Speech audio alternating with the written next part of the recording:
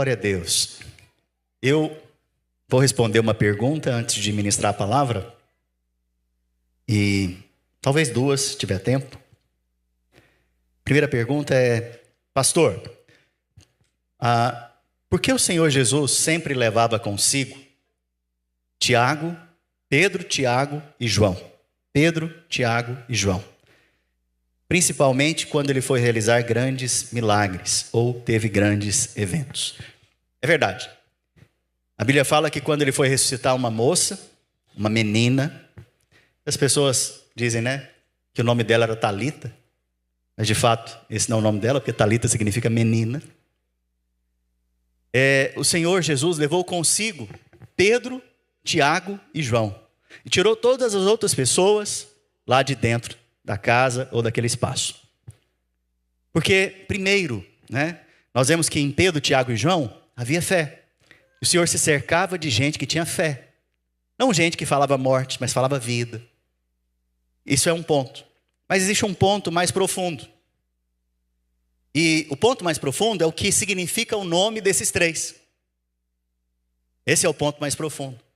Se você for verificar, o nome Pedro significa pedra. Tiago, que é o mesmo nome Jacó, que em inglês é James, mas em português é Tiago. Mas o Tiago da Bíblia é Yaakov, esse é o nome dele no original. Jacó significa, ou Tiago significa suplantador. Aquele que tira uma coisa e coloca outra no lugar. E o nome João. João está fácil. Nós temos um João aqui na igreja. O que significa João? Alguém sabe? Graça de Deus. Jesus estava carregando uma mensagem ao carregar os seus 3 discípulos. Por que não outros? Por que esses 3? Porque ele trazia uma mensagem. Qual que é a mensagem? Aonde que a lei foi escrita? Em pedras, tábuas de pedra. Veja, Jesus estava dizendo: não viva pelo sistema da lei. Viva pelo sistema do favor imerecido. Porque quando você viver assim, confiado unicamente, não na sua performance, não no que você pode fazer, mas unicamente no que eu fiz ali na cruz do Calvário, pela fé, unicamente no que eu fiz, você vai receber milagres extraordinários na sua vida. Essa é a mensagem por trás desses nomes. Amém? Glória a Deus. Vou responder mais uma pergunta. Pastor, o senhor poderia me explicar Provérbios capítulo 6, verso 16? Projeta por gentileza Provérbios 6, 16. Você tem sua Bíblia, abre a sua Bíblia também. Estou escutando uma página de Bíblia, isso aqui não é normal. Nesse tempo.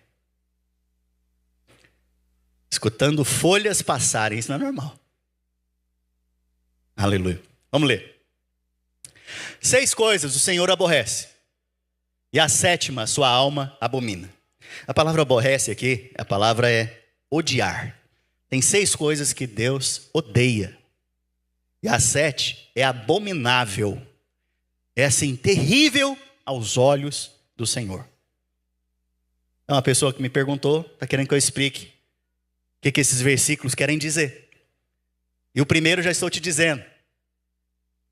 A Bíblia está destacando que tem 6 coisas que Deus odeia.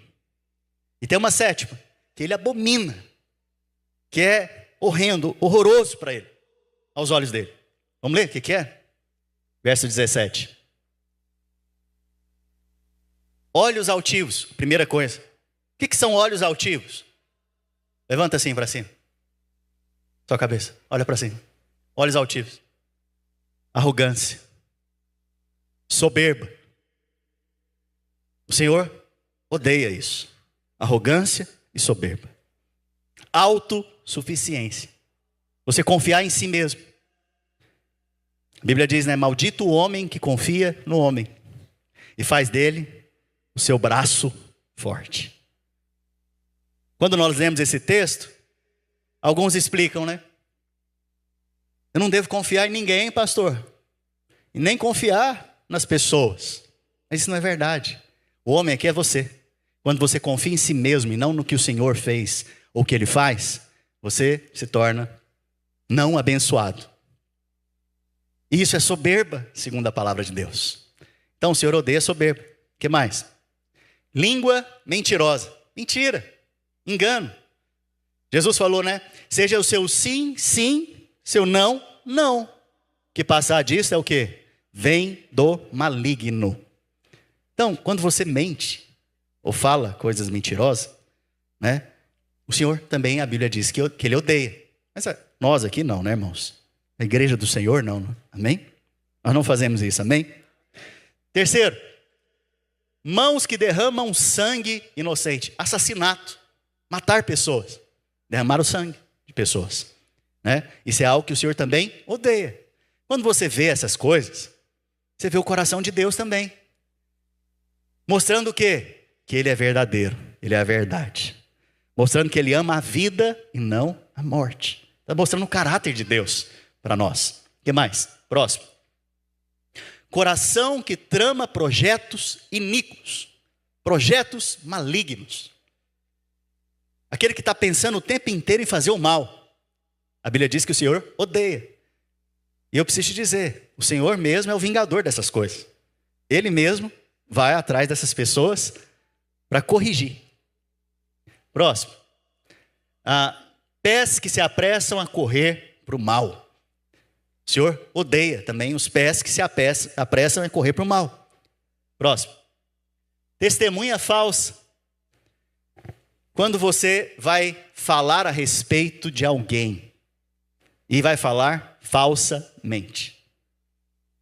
Quando isso acontece, a Bíblia está dizendo também que o Senhor odeia, né? E, por fim, nós já falamos quantos? Vocês estão no culto? Aleluia. 6. Agora nós vamos chegar no 7º. Esse aqui, o Senhor não odeia simplesmente. Ele abomina. É terrível aos olhos dele. O quê? O que semeia contendas entre irmãos. Isso aqui é um alerta para mim e para você. Se você está na vida da igreja, você é irmão. Se você creu no Senhor Jesus, você é irmão. E a Bíblia está dizendo que o Senhor tem abominação quando um irmão cria uma confusão, uma contenda contra o outro.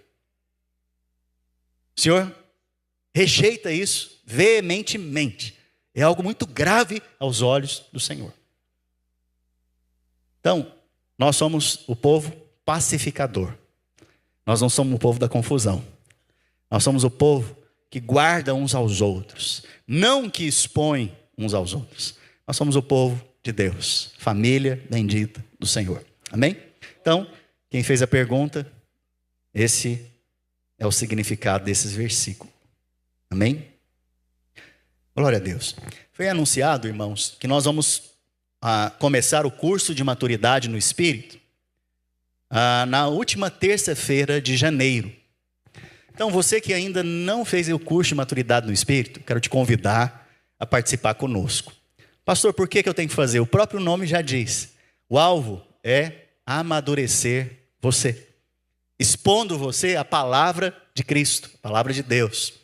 Então, quando você é exposto à palavra de Deus, você amadurece, é inevitável. Você vai crescer, você vai amadurecer.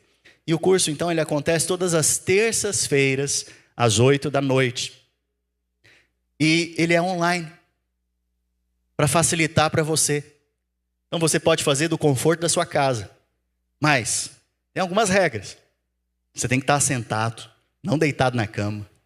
Você tem que estar posicionado para receber a palavra, né? Atento, não mexendo em outras coisas ao mesmo tempo. Amém? Então, ele é online para facilitar, para que os irmãos participem. E o alvo é ensinar a palavra de Cristo para você. Amém? Então, quero estimular você a participar conosco do curso de maturidade, você que ainda não participou. Amém? Glória a Deus. Quantos têm fome e sede da palavra de Deus? Põe a mão no seu coração. Senhor Jesus, eu peço para que o Senhor ministre ao nosso coração essa noite. Libera sobre nós uma porção dobrada de tudo aquilo que o Senhor tem para nós. Libera graça, favor do Senhor, unção, vida. Pai, em nome de Jesus, que ninguém saia daqui da mesma maneira que entrou, mas todos saiam daqui transformados pela Tua palavra, que é viva, eficaz e poderosa, em nome de Jesus. Amém. Glória a Deus. Quantos sabem que este é o ano da multiplicação? Levante a sua mão, deixa eu ver se você sabe.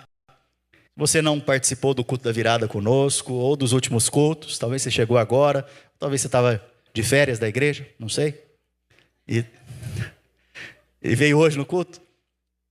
O tema do ano é o ano da multiplicação. Todos os anos nós procuramos uma palavra profética para aquele ano. O ano passado foi o ano da restituição, mas este ano nós cremos que é o ano da multiplicação. E eu me aproprio dessa palavra para a minha vida.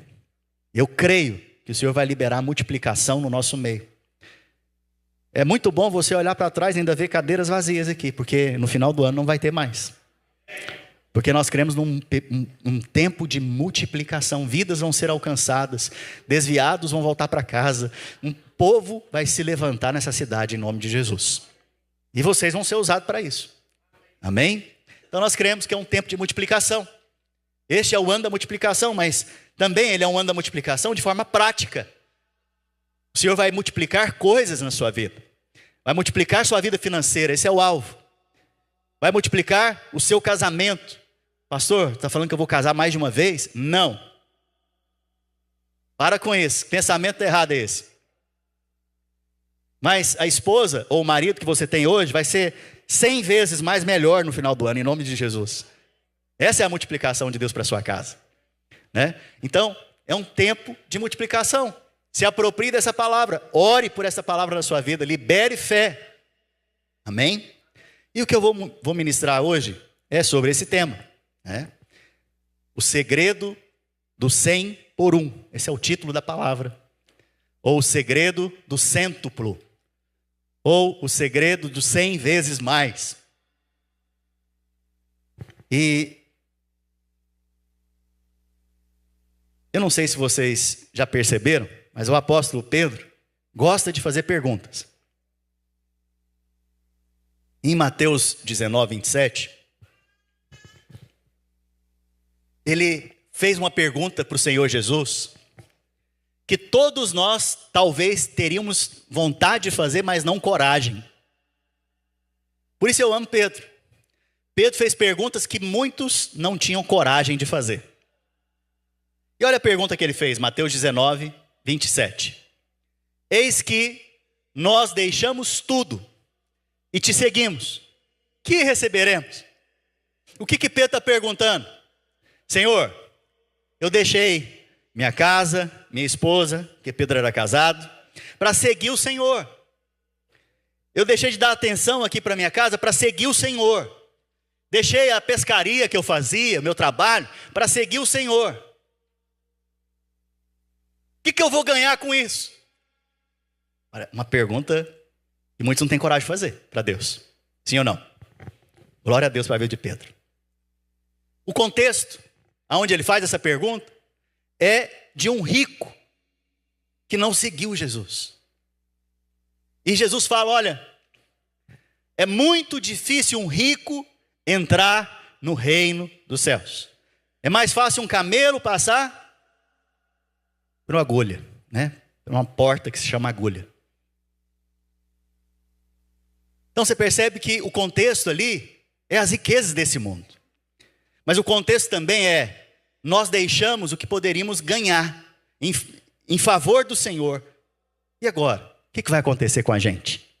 Você já fez essa pergunta para Deus? Senhor, eu deixei tantas coisas. E agora? O que eu vou ganhar com isso? Talvez você não teve nem ousadia e coragem de perguntar isso para Deus. Mas Pedro teve.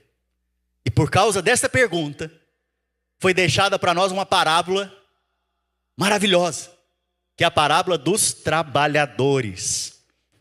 A Bíblia diz, lá em Mateus capítulo 19, verso 28, olha o que o Senhor Jesus diz. Em verdade vos digo, que vós que me seguistes, quando na regeneração o Filho do Homem se assentar no trono da sua glória, vós também vão se assentar comigo em 12 tronos e vão julgar a Israel. Veja, Jesus está se voltando para os discípulos, está respondendo para eles a pergunta de Pedro. O que ele está falando para os discípulos? Eu vou reinar aqui na terra, mas vocês vão reinar comigo aqui. Essa é uma promessa para o presente ou para o futuro? Tem crente aqui, gente? Vou perguntar de novo. Futuro. Estou dando a cola. Essa é uma promessa para o presente ou para o futuro? Futuro. Para que Deus, o Senhor Jesus, libera uma promessa para o futuro? Para que você tenha esperança.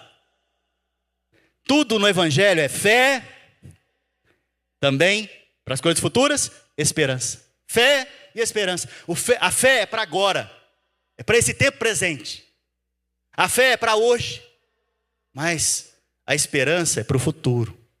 E aqui, a primeira camada dessa promessa, a primeira parte dessa promessa, é o Senhor dizendo: olha, vocês que estão deixando casa, mãe, pai, filhos, esposa, por amor de mim e do Evangelho, vocês vão reinar comigo naquele dia.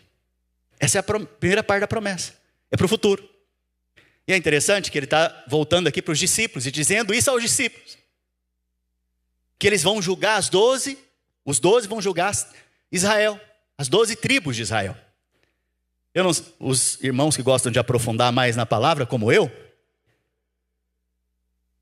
não sei se você sabe, mas não existem mais 12 tribos. Existe apenas uma tribo, que é a tribo de Judá. Por isso, o povo de Israel chamam de quê? Judeus. Porque eles são da tribo de Judá. E as outras 11 tribos? O apóstolo Pedro fala que eles estão na dispersão, espalhados. Ninguém sabe mais quem é. Mas eu pergunto para você, se esses 12 apóstolos vão julgar as 12 tribos, quer dizer que essas 12 tribos ainda existem. Diante de Deus, eles sabem quem são. E eles vão julgar naquele dia. Os 12 vão julgar Israel. Mas a igreja vai julgar até os anjos, diz o apóstolo Paulo. Então no futuro, o que o Senhor promete para esses é que eles vão reinar com Cristo. Essa é a primeira parte da promessa. Mas olha a segunda parte. E para a segunda parte eu quero utilizar primeiro Mateus 19, 29, depois Marcos 10, 29.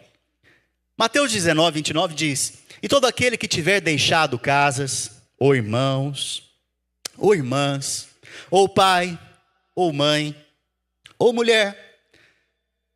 Só um comentário importante, irmãos.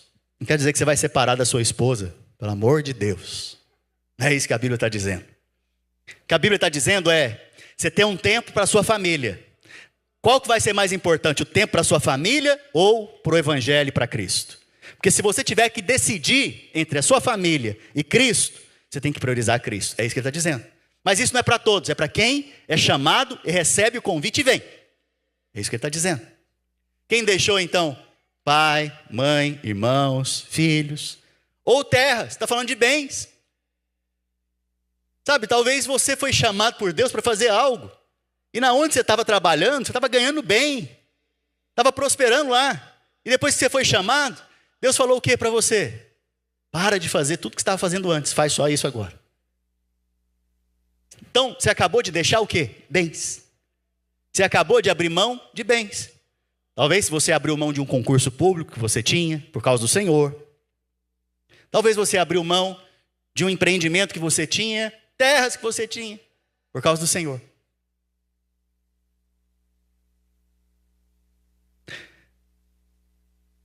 O texto continua: por causa do meu nome, por causa de Cristo. receberá 100 vezes mais e herdará a vida eterna. O texto aqui não está falando de salvação. É importante dizer isso. O texto não fala de salvação. O texto está falando de reinar com Cristo e de receber uma bênção cêntupla. Reinar com Cristo é uma bênção, uma promessa futura. Mas a bênção cêntupla, ou 100 vezes mais, é para quando? Aleluia. Para agora, para o presente. Veja, o Senhor aponta para o céu, mas Ele aponta para a sua vida prática, nesse momento presente. O Senhor te leva numa promessa para o céu, para reinar com Ele, mas Ele também te traz uma promessa para agora, para o presente, para hoje. E a promessa dele é que você vai receber 100 vezes mais. Isso é multiplicação, sim ou não? Sim, isso é multiplicação. O texto de Marcos 10, 29, que fala da mesma parábola, diz o seguinte: respondeu Jesus e disse: em verdade vos digo que ninguém há que tenha deixado casa, ou irmãos, ou irmãs, ou pai, ou mãe, ou mulher, ou filhos, ou campos. Agora preste atenção, aqui fica mais claro. Por amor de mim e do evangelho. Preste atenção agora. Por amor de quem, irmãos? Por amor de quem?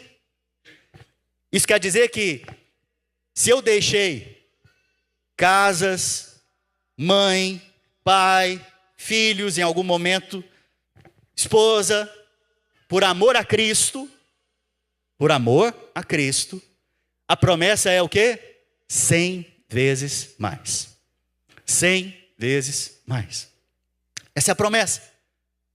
Pastor, mas como que se aplica na minha vida? O Senhor Jesus vai nos explicar agora como que se aplica. E para isso Ele vai contar uma parábola. Mas deixa eu só concluir esse texto. Por amor de mim e do evangelho, que não receba 100 vezes tanto já neste tempo, em casas, irmãos, irmãs, mães, filhos, campos. Tem uma coisa importante: com perseguições. Com perseguições. E no século futuro, a vida eterna. Eu amo o texto de Marcos porque ele deixa claro que a promessa é para que dia?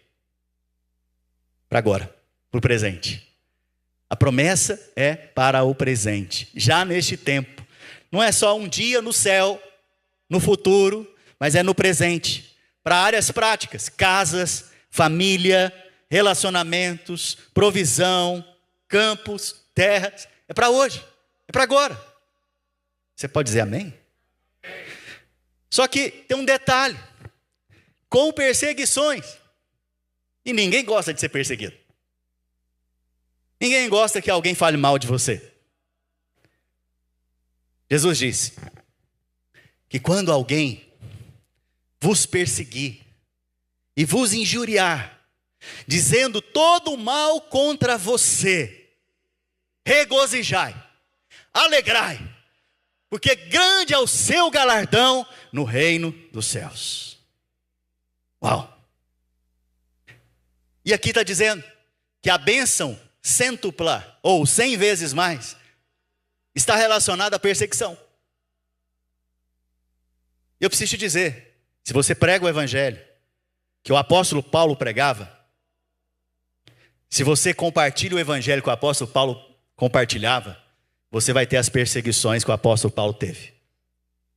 E ele foi caluniado, difamado, falaram mal dele, falaram coisas absurdas a seu respeito. Do mesmo modo, vão falar mal de você também. Essa é a perseguição. Agora, você tem que entender que perseguição aqui não é acidente de carro, não é enfermidade, não é doença que Deus está colocando em você, porque Deus não coloca doença. Perseguição aqui são pessoas que vão falar mal de você. E em alguns momentos eu sofro isso. Eu fico feliz. Eu me alegro. Os apóstolos, a Bíblia fala que eles foram perseguidos. Logo no início da igreja, a Bíblia fala que eles foram perseguidos. E eles, depois que eles foram perseguidos, humilhados publicamente, apanharam, açoitados publicamente. Eles voltaram e disseram, com muita alegria, que o Senhor os considerou dignos de participar dos sofrimentos de Cristo. E eles se alegraram. Do mesmo modo, quando você for perseguido, não desanime. Quando você for caluniado, não desanime. Se alegre no Senhor. Porque grande é o seu galardão, é 100 vezes mais. 100 vezes mais. Agora, se não há perseguição na sua vida, calúnia, difamação, talvez tenha um problema com o evangelho que você está crendo e pregando. Porque quando você prega o evangelho, com certeza as perseguições vão vir. Porque assim foi com o Senhor Jesus. Assim foi com os apóstolos. Assim foi com o apóstolo Paulo. Assim foi com todos aqueles que pregaram o evangelho.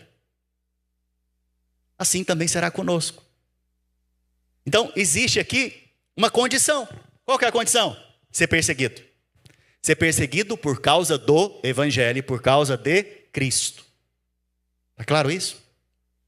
Então, muitas vezes essa perseguição não é só dos de fora. Essa perseguição talvez é até mesmo dos de dentro, que congregam, que estão na vida da igreja. Muitas vezes esses de dentro falam mal. E falar mal é a mesma coisa que amaldiçoar. Só que tem um problema.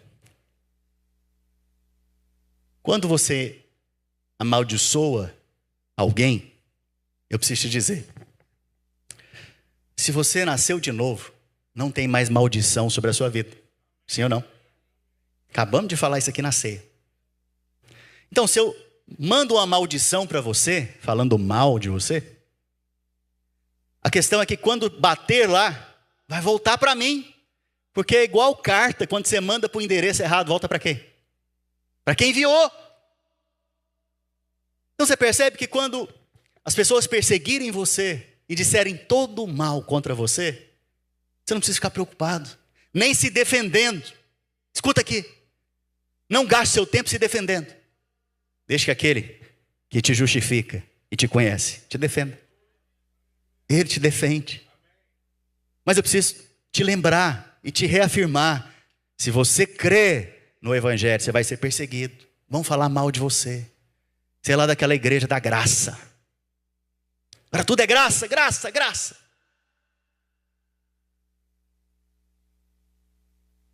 Eu gosto quando vem uma palavra mais forte, que a gente apanha do pastor.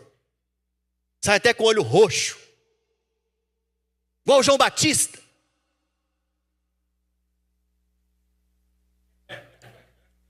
Igual Elias, que fez fogo cair do céu. Pois bem, Jesus não era deste jeito. O Senhor Jesus, a Bíblia fala que ele era cheio de graça e de verdade. Eu prefiro manifestar Cristo. E eu te convido a manifestar Cristo nesses dias. Ele é a graça de Deus. E todos que o recebem, receberam a graça de Deus. E pela graça nós somos salvos, diz a palavra. O apóstolo Paulo fala para os Colossenses, do mesmo jeito que você começou a sua jornada, continue ela. Como que você começou a sua jornada? Pela graça, sois salvos. Isso não vem de vós, é presente de Deus, é dom de Deus. Como que você começou a sua jornada, a sua caminhada? Pela graça. Então, do mesmo modo que você começou, como que você vai viver agora? Pela graça. Pela graça quer dizer o quê? Não pelas minhas obras. A graça vai produzir obras na minha vida. E boas obras, diz a palavra. Porque eu fui salvo para as boas obras. Vai produzir boas obras. Mas eu não vivo baseado no meu merecimento ou na minha própria justiça. Unicamente na graça de Deus, como diz Filipenses. Amém? Vocês estão comigo, gente? Então, perseguições vão acontecer. De fora, de dentro. Mas fique em paz. Porque esse é um grande ingrediente que o Senhor Jesus colocou aqui para liberar uma promessa para hoje na sua vida. Você vai ver a igreja em Atos. Quanto mais perseguida, mais crescia. Quanto mais perseguiam os apóstolos, mais crescia a igreja. Quanto mais eles sofriam perseguições, mais a igreja multiplicava.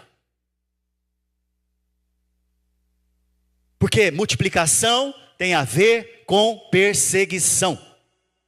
Se estão falando mal de você, filho, fique em paz. Tem um ditado aí, que você não joga pedra em que mesmo? Em árvore que não dá fruto. Mas se tem árvore que tem fruto, você vai jogar o quê? É porque os irmãos não são do interior. Nunca foram pegar uma manga numa mangueira alta, né? Você joga pedra, não sei se você sabe disso. Quando você vai pegar uma manga numa mangueira, um pé de manga que é alto, você vai jogar pedra até derrubar aquela manga. Alguém já fez isso? E quando eu falo isso aqui, parece que eu estou sozinho. Então, nós jogamos pedra em quem tem fruto. E o fruto aqui é a bênção e o favor de Deus na sua vida. Esse é o fruto. Amém? Mas olha só. Qual que é a condição, então, para receber 100 vezes mais no presente? Qual é a condição? Primeira condição é amor a Cristo e ao Evangelho. Essa é a primeira condição. O foco aqui que o Senhor Jesus está contando para mim e para você, não é para você focar nas 100 vezes mais, é para você focar no amor a Ele. Prioridade. O Senhor Jesus é a minha prioridade. Eu me santifico por causa do Senhor Jesus. Eu escolho coisas na minha vida e me separo por causa do Senhor Jesus, porque Ele é a minha prioridade. Se eu sou jovem, eu me relaciono em santidade por causa do Senhor Jesus. Se eu sou casado, eu me guardo, não primeiramente por causa da minha esposa, mas por causa do Senhor Jesus. Quando eu trabalho, eu expresso Cristo por causa do testemunho de Cristo, do Evangelho na minha vida. Então, isso eu estou colocando prioridades. E a minha prioridade revela o meu amor. A minha prioridade vai revelar o meu amor. Se Jesus é a sua prioridade, Ele é o seu maior amor. E por causa dEle, você toma decisões que não são pecado, são lícitas a você. São decisões que talvez são até ok, está tudo bem se você as tomar. Mas por causa dele você fala, não. Hoje tem uma célula para eu liderar. Mas a minha família está aqui. Tem que cuidar, minha esposa talvez não está bem, meus filhos não estão bem. Mas eu tenho uma célula para liderar. Eu pergunto para você. Se um irmão pega e fala, não vou liderar a célula. Tem algum problema? Tem problema, irmãos? Não. Tem problema nenhum. Mas se ele fala, por causa do Senhor Jesus, por causa daqueles irmãos, por causa da igreja, amor, eu sei que se você precisar de qualquer coisa, você pode me ligar que eu paro tudo e venho aqui. Mas eu creio que dá para você administrar o que está acontecendo aqui agora, eu vou lá. Quando você faz isso, você está fazendo por amor a quem? A Cristo. Estou te dando um exemplo. Posso te dar inúmeros. Mas abrir mão de você mesmo e abrir mão daquilo que te é lícito por causa de Cristo, isto revela o seu amor. O seu amor a Cristo e ao Evangelho. Quando isso acontece, você está agora na posição de quem recebe da parte do Senhor. E recebe uma vez, 2 vezes, 100 vezes mais. Mas antes de falar dos 100 vezes, o Senhor corrige o coração de Pedro. Ele fala, por amor de mim e do Evangelho. Por amor de mim e do Evangelho. Só que Pedro não entendeu que o amor não é no esforço. Isso aqui eu quero fazer uma pausa na palavra para te explicar algo. Pedro, certa vez, falou para Jesus, Senhor, se preciso for, eu morro pelo Senhor. O que ele estava dizendo? Deixa comigo que eu resolvo. Autossuficiente. Jesus, na hora, virou para ele e falou, olha, Pedro, você não está entendendo nada. Em outras palavras, eu que vou morrer por você para te salvar, rapaz. Porque se eu não fizer isso, você vai ser condenado eternamente.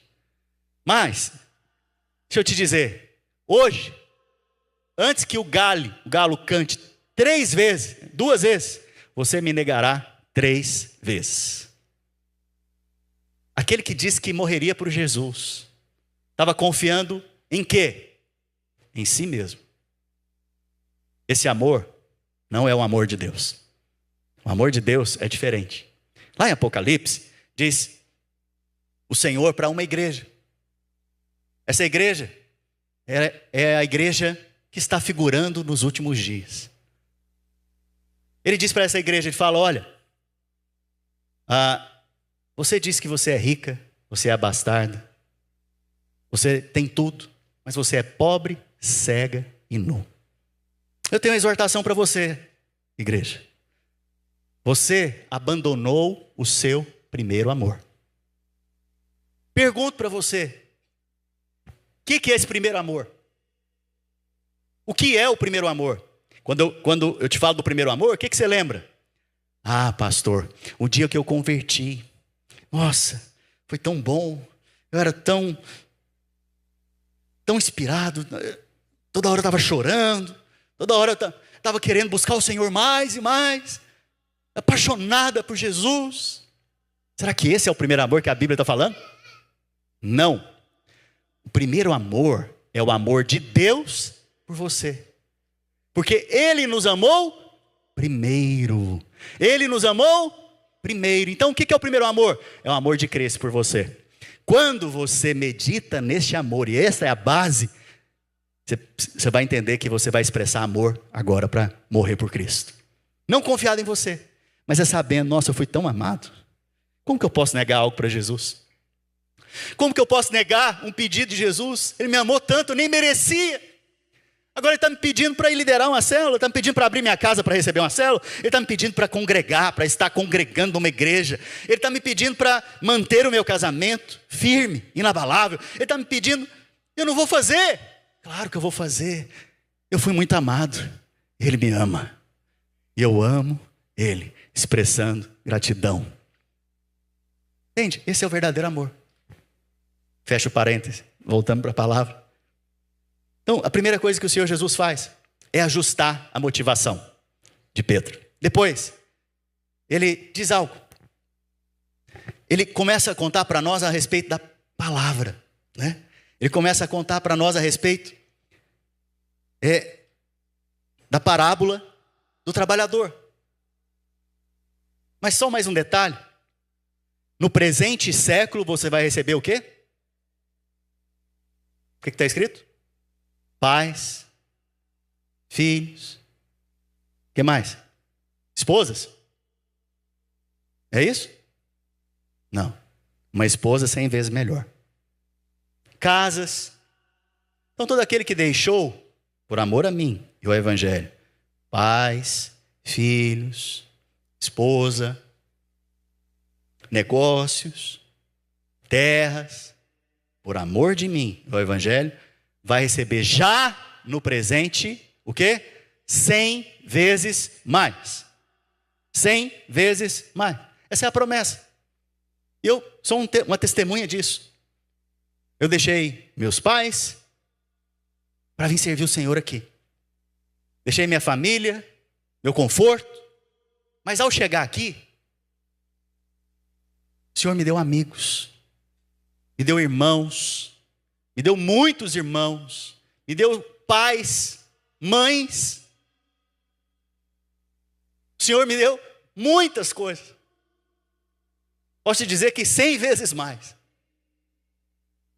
Então a promessa do Senhor é que Ele vai te dar muitos irmãos, muitos pais, muitos amigos espirituais, mas também vai te dar casas, terras, é o que está escrito na palavra, eu não estou inventando nada.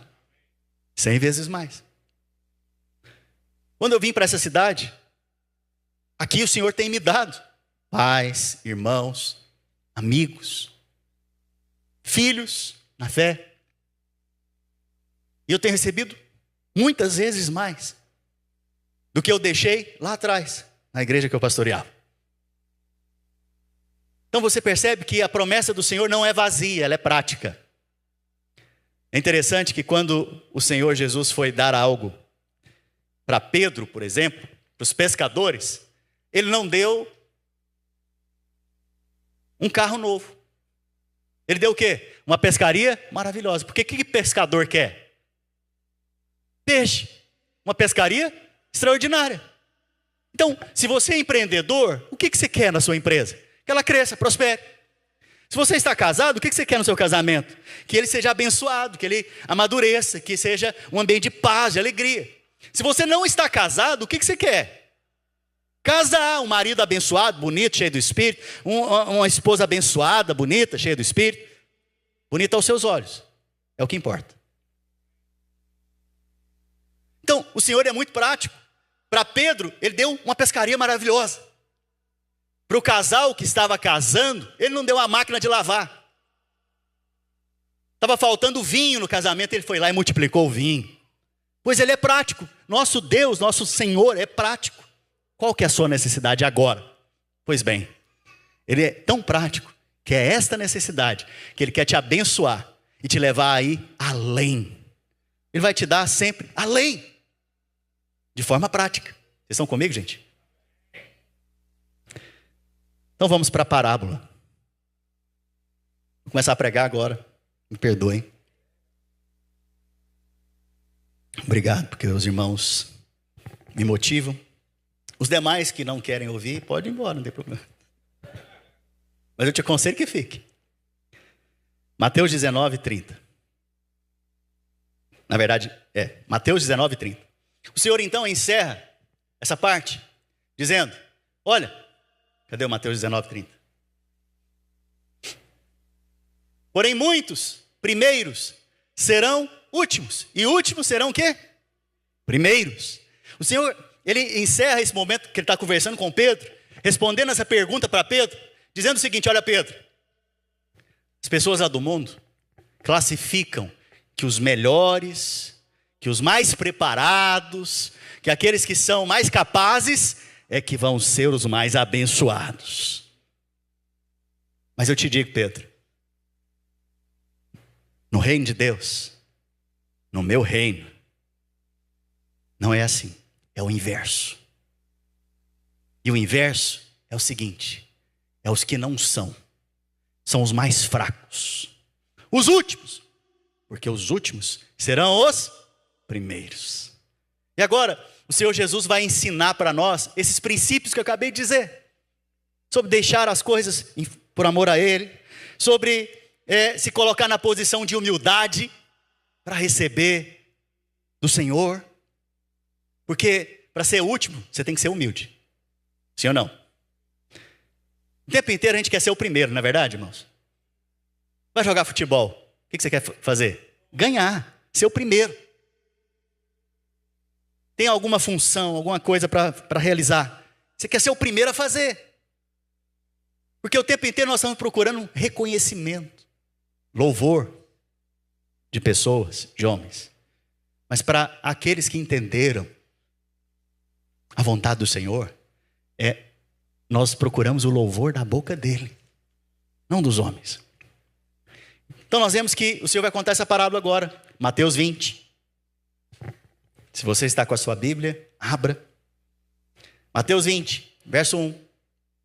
Porque o reino dos céus é semelhante a um homem, pai de família, que saiu de madrugada a assalariar trabalhadores para a sua vinha. Jesus está comparando o reino dos céus ao quê? Um pai de família que tinha uma vinha e saiu para contratar gente para trabalhar na vinha. Para quem não sabe, vinha é uma plantação de uvas ou videiro. O contexto aqui que o Senhor está nos dando é um pai de família que saiu para contratar pessoas para a sua vinha.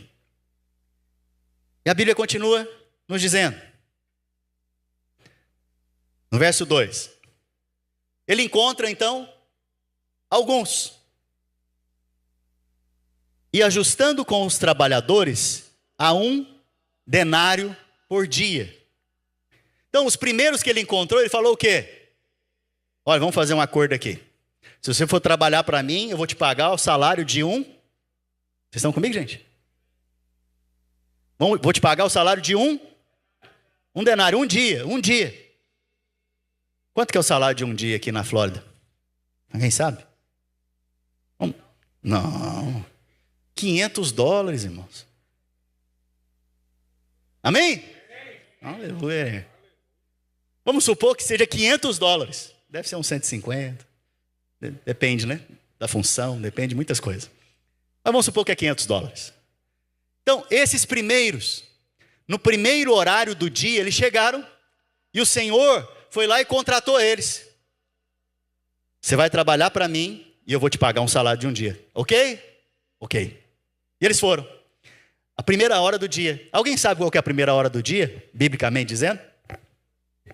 6 da manhã. O irmão que está projetando já sabe. 6 da manhã. Então, olha só, o dia do judeu, o dia de trabalho do judeu, é das 6 da manhã às 6 da tarde. É muitas horas, não é, irmãos? 12 horas trabalhando. Então, é do sol ao nascer ao sol se pôr. E o pai de família, então, saiu de madrugada, cedo.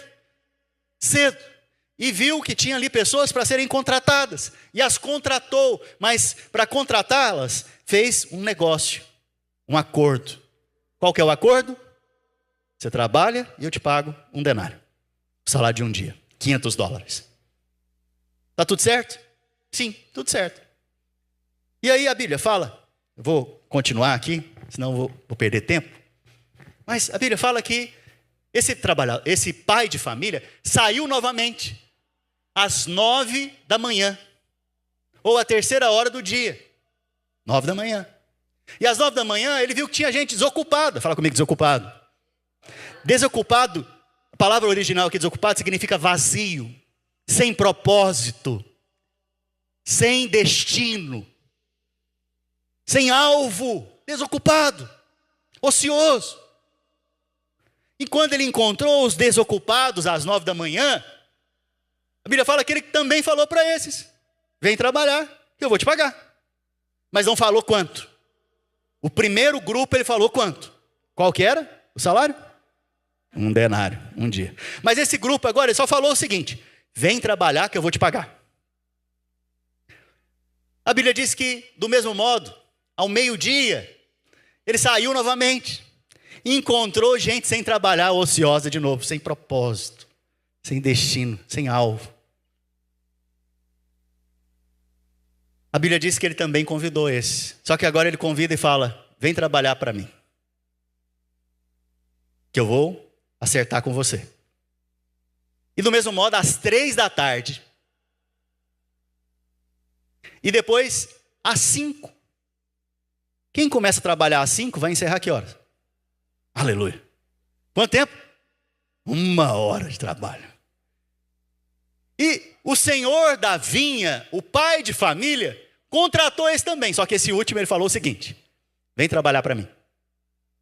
Não falou mais nada. Só falou o quê? Vem trabalhar para mim. Vem. Às 5 da tarde, vem trabalhar para mim. Está desocupado? Sem propósito? Vem me servir na vinha. Aqui tem muitas verdades espirituais, irmãos. Não se esqueça de onde nós começamos, amém? O que nós vamos ganhar em servir o Senhor Jesus? A vinha aponta para a igreja. A vinha aponta para a videira do Senhor. Jesus disse: eu sou o quê? A videira verdadeira. E vós sois o quê? Os ramos. Todo ramo que estando em mim der fruto, ele limpa para que produza o quê? Mais fruto, mais fruto. Veja, então a videira é a igreja. A vinha, então, aqui aponta para a igreja, para nós. Os trabalhadores apontam para aqueles que foram chamados pelo Senhor para servirem a igreja. Todos nós. Não pense que é o pastor, é você que está sentado me olhando. Todos são sacerdotes na presença do Senhor, a Bíblia diz.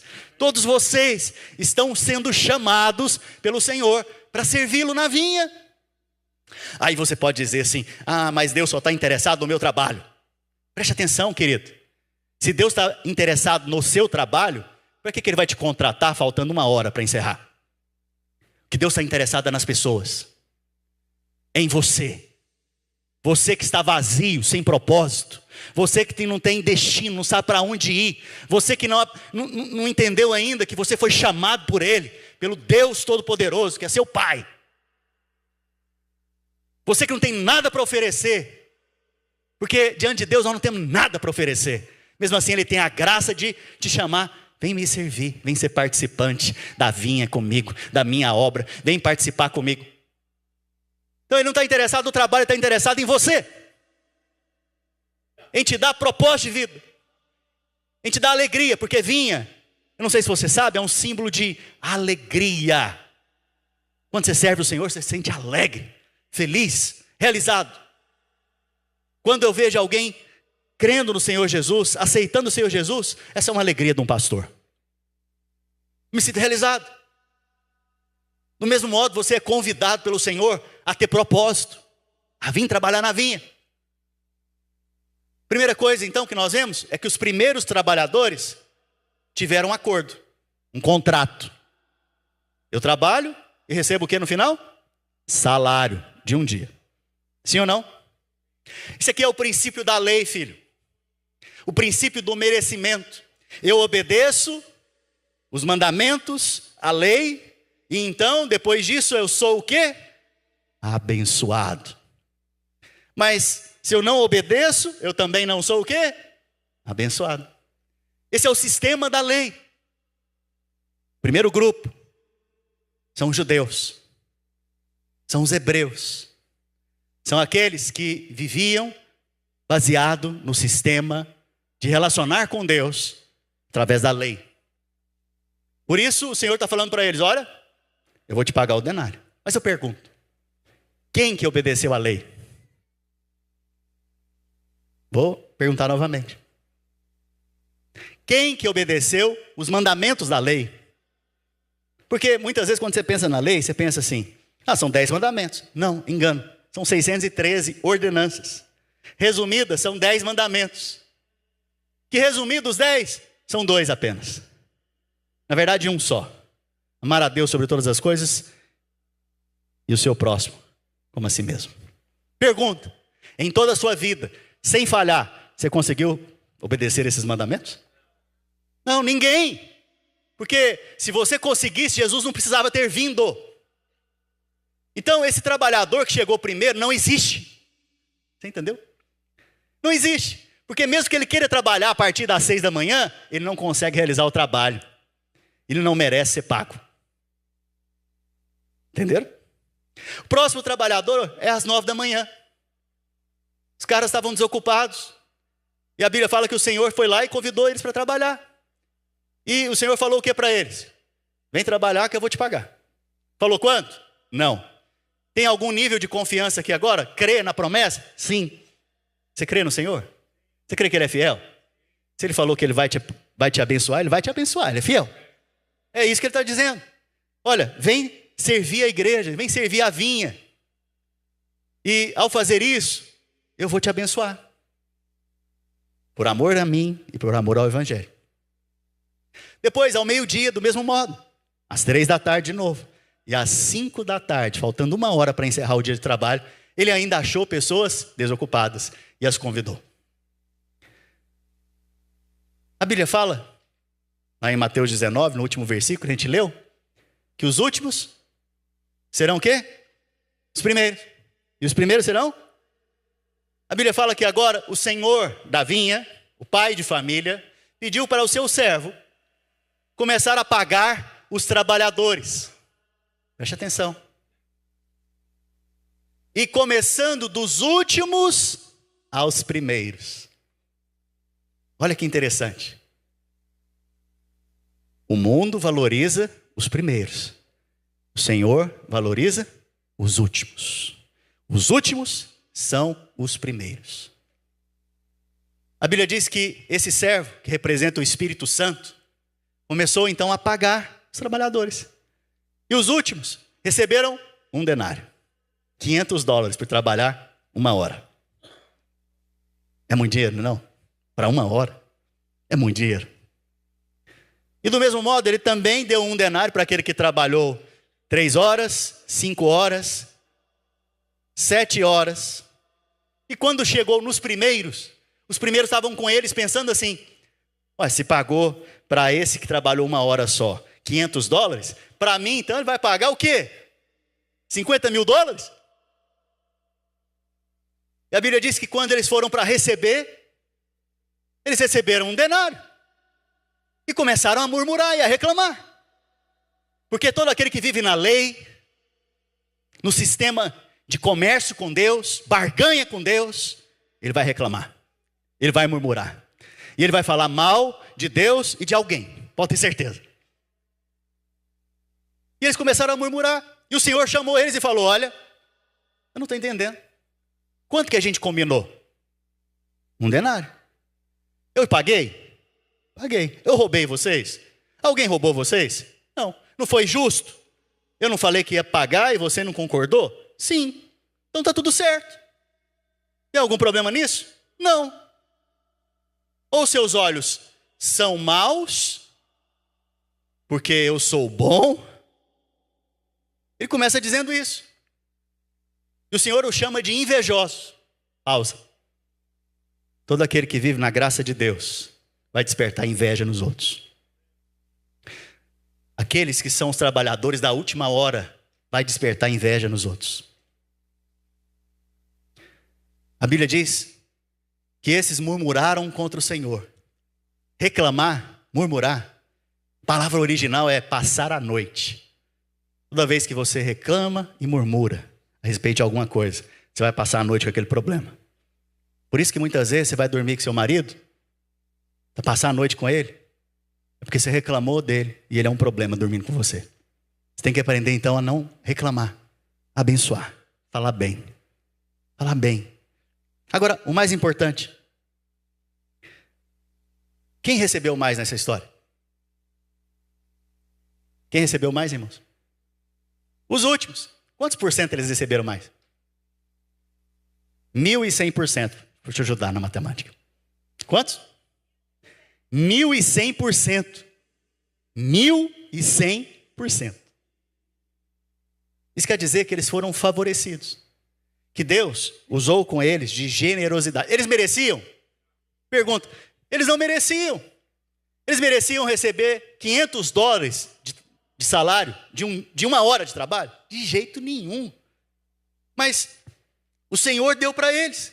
E o Senhor diz para os primeiros: se eu estou dando dos meus bens para estes, e assim estou fazendo porque eu sou bom e generoso, o que você tem a ver com isso? Os bens são meus. Então, o Senhor fez alguma coisa injusta aqui? Não. Ele só quis usar de graça e de favor para abençoar mais os últimos. Preste atenção.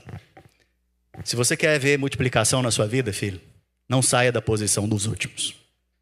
Se você quer ver o Senhor trazendo abundância sobre você, sua vida espiritual, sua família, sua casa, suas finanças, seu trabalho, qualquer área da sua vida, não saia desta posição do favor imerecido. O que quer dizer isso? Eu não mereço, Senhor. Eu, na verdade, nem capaz sou. Eu sou o último. Eu sou o último dessa história. Os humilhados, ou os humildes, serão exaltados. Mas os exaltados serão o quê? Humilhados. Vocês entenderam o princípio? Humildade é receber da graça e do favor de Deus na sua vida. Orgulho é para aqueles que vivem no sistema da lei. Eles dizem o quê? Senhor, eu obedeci, eu mereço ser abençoado. Eu cumpro toda a lei. Mentira. Eu obedeço o Senhor, eu me guardo. Eu jejuo.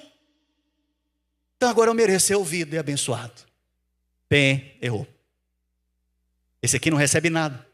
Mas o publicano, a Bíblia diz que ele batia no peito e falava: Senhor, me perdoa, porque eu não mereço. Esse saiu justificado, diz o Senhor Jesus.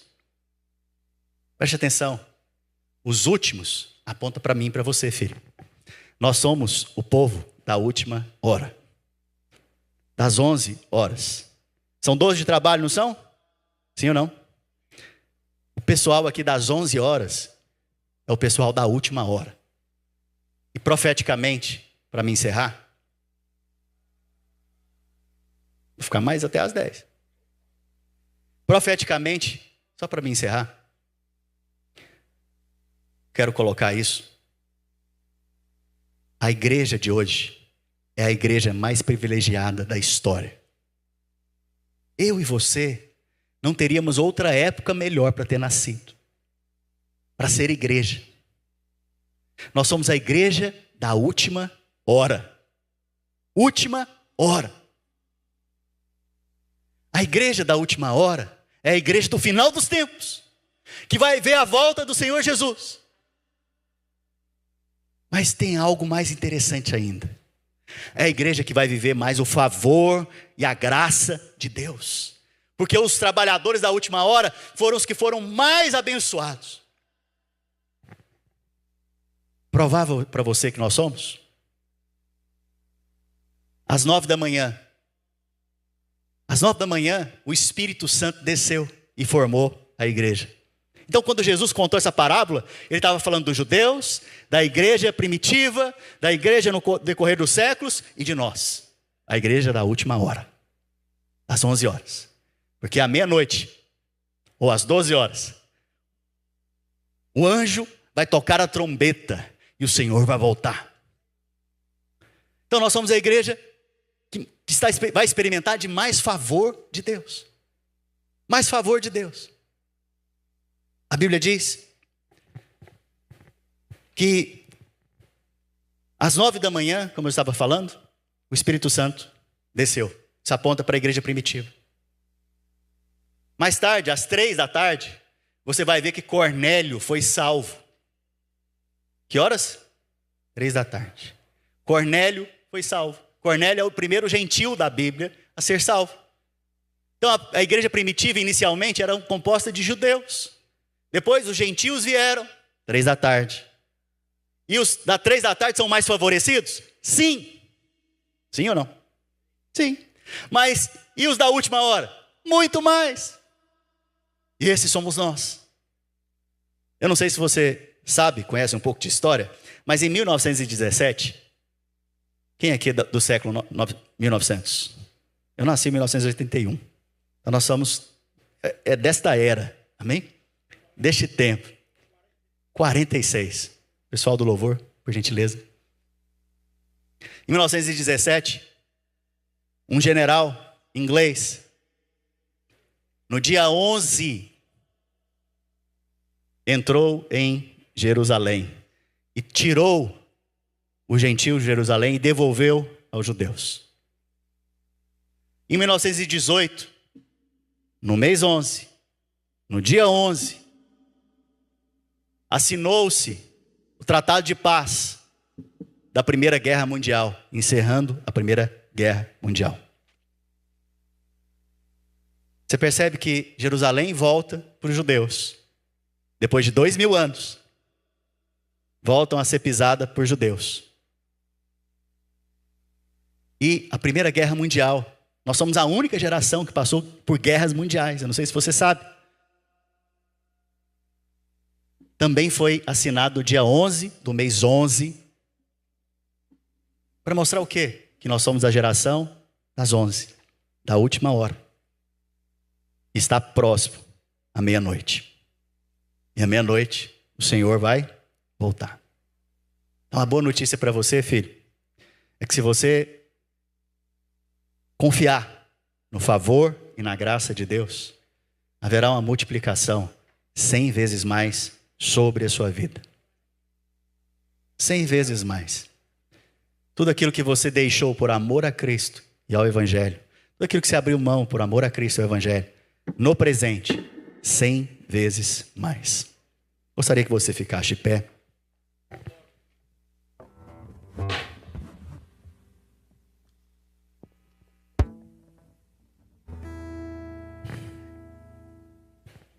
Mais uma vez, imagine a cena. Falta 1 hora para acabar o trabalho. Período de trabalho. E o Senhor sai, te contrata para trabalhar. Faltando 1 hora. E no final Ele te paga um salário de 1 dia. Sendo que você merecia o salário de 1 hora. Como que você fica? Chateado? Alguém aqui fica chateado por receber um salário de um dia e 1 hora de trabalho? Porque se você ficar, tem algum problema. Não, ninguém vai ficar chateado, vai ficar alegre, não vai? Vai ficar grato? Sim ou não? Vai contar? Você vai falar assim, nossa, você não sabe o que aconteceu comigo hoje. Eu fui trabalhar, faltava 1 hora para encerrar o expediente, eles me chamaram para trabalhar, eu trabalhei, ganhei o salário de um dia. Vai contar então? Vai testemunhar? Todos aqueles que experimentaram do Senhor, da graça de Deus, são alegres. Ao olharem para si, sabem que não merecem nada. Mesmo assim o Senhor os deu gratuitamente. E mais, testemunho, contam a respeito do bom Senhor que generosamente te abençoa. Esses são sinais que você vai carregar: alegria e testemunho de Cristo. Mas tem um outro sinal: o favor de Deus. Você é o mais favorecido, o favor de Deus na sua vida. E o favor de Deus é tudo que você precisa. É você chegar num ambiente e o coração daquelas pessoas estarem favoráveis a você. É você chegar diante de um negócio que você tem que fazer e ter favor de Deus ali te esperando. É você ir conversar com o seu cônjuge e ter favor no coração dele. Conversar com os seus filhos e ter um coração favorável deles para receber da parte de você, da sua parte. Coisa que nós mais precisamos é de favor de Deus. E a geração da última hora é aquela que vive no favor de Deus. Menor esforço, maior resultado. Nós temos uma frase que nós gostamos de usar aqui: trabalhar menos e ganhar mais. Menor esforço, maior resultado. Esse é o favor de Deus. Não depende do seu esforço, unicamente da obra de Cristo. E você tem uma colheita extraordinária. Estenda a sua mão. Primeiro eu queria que você orasse agora. Fala: Senhor, eu sou o trabalhador da última hora. Eu sou o trabalhador da última hora. Obrigado porque o Senhor já me chamou. A tua palavra diz que muitos são chamados, mas poucos escolhidos. Isso não tem a ver com salvação, tem a ver com aqueles que quiseram trabalhar na vinha. Se você foi chamado, vem trabalhar na vinha, vem trabalhar na igreja, vem servir o Senhor na vida da igreja, no meio do povo de Deus. Vem servir os irmãos com a sua oração, com o seu conselho. Vem servir os irmãos com a sabedoria que Deus te deu, com os seus bens. Servir os irmãos com seus dons, servir os irmãos com aquilo que o Senhor já depositou na sua vida. Vem servir os irmãos. É tempo de você responder o chamado de Cristo. Vem servir na vinha, vem servir na minha vinha, diz o Senhor. Vem servir, é tempo de você servir. Pastor, mas eu não tenho nada a oferecer. Pois bem, você tem algo a oferecer sim. Moisés só tinha um cajado na mão. O que você tem nas suas mãos? Então isso não é limitação para você servir o Senhor. É tempo de servir o Senhor, irmãos. Nós somos os trabalhadores da última hora. É tempo de servir aquele que nos ama e aquele que quer nos dar propósito de vida.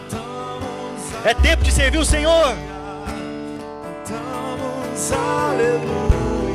Permaneça na posição de humildade, porque é nessa posição que o favor de Deus te encontra. A graça de Deus só escorre para os lugares baixos. A graça de Deus é como água, só escorre para os lugares baixos.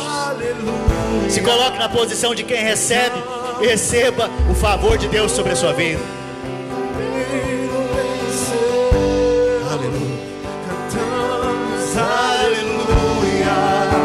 Cantamos aleluia. Cantamos aleluia. O Cordeiro venceu.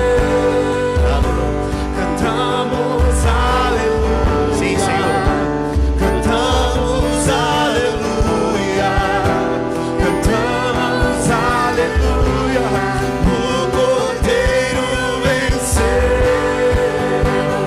Cantamos aleluia. Ele venceu. Cantamos aleluia. Ele venceu. Cantamos aleluia. Estenda a sua mão. Te abençoar a sua semana. Senhor Jesus, eu te agradeço, porque somos privilegiados por viver nesse tempo, tempo do fim, tempo da última hora, o tempo em que o favor do Senhor é muito maior, a graça do Senhor é muito mais abundante. Eu declaro em nome de Jesus sobre a vida dos meus irmãos favor e graça nesse tempo. Sim, Senhor, já no presente século eles vão receber mais pais, mães, irmãos, amigos, filhos e bens, provisão, em nome de Jesus. Senhor, os coloque no lugar certo, na hora certa, livra-os do mal, do maligno, produz bom ânimo no coração deles, para que sirvam o Senhor nesse tempo do fim, se envolvam na vida da igreja e edifiquem casa para Deus. Pai, guarda os meus irmãos, eu os abençoo em nome do Senhor Jesus. Dê um abraço em 2 ou 3 irmãos e nós estamos encerrados. Hoje eu não queria encerrar.